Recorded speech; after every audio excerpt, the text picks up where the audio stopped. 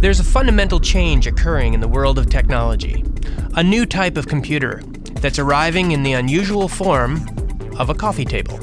This past March, Microsoft invited Popular Mechanics to the company's Redmond, Washington campus for a first look at a top-secret project codenamed Milan.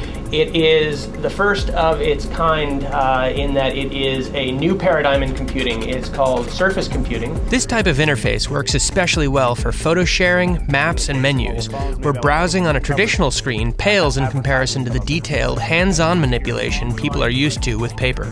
You can do things like organize your photos, drag them around and resize them, and play with them as if they were real photos, real printed photos. And here we even have a little video. Surface computing utilizes multi-touch technology, which is a multi-finger, multi-user interface that has been bouncing around the world of computer science since the 1980s. This is a multi-touch input device, and multi-touch, which generally means multi-point input devices, are about allowing more than one input to be processed at a time. NYU computer scientist Jeff Hahn builds huge multi-touch displays for corporate and military clients through his company, Perceptive Pixel. In fact, multi-touch is swiftly becoming the hot interface for electronic devices. Multi-touch, first of all, allows for direct manipulation. It means you're actually contacting not through an intermediary, but actually on the graphics itself. It's a direct manipulation interface.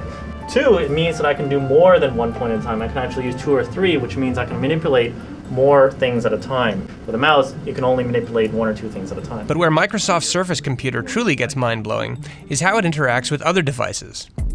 The Surface computer uses a series of infrared cameras to literally see what is on its tabletop. What we're able to do is also have interaction with objects on the surface.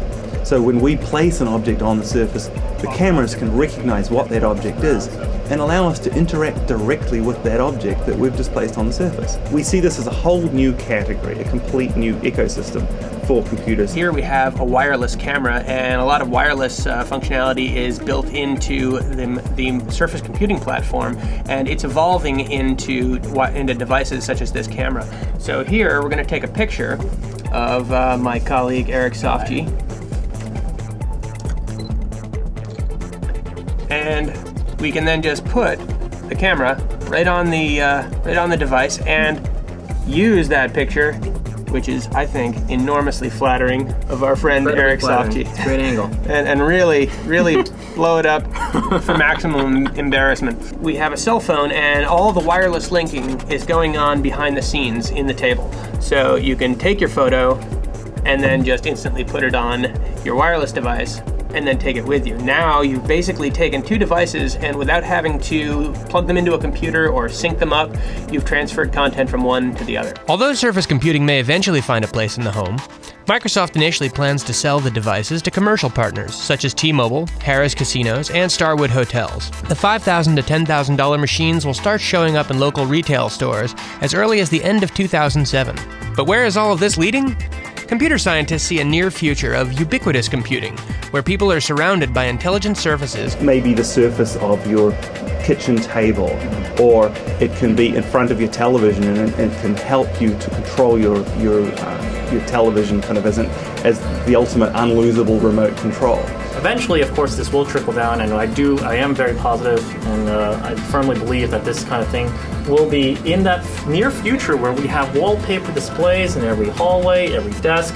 Every surface starts to become an interface to a computer, and in order for that to happen, we need interfaces like this. You can learn a lot more about Microsoft's Surface computing device, as well as Jeff Hahn's multi-touch display, at popularmechanics.com. For popularmechanics.com, I'm Glenn Doreen.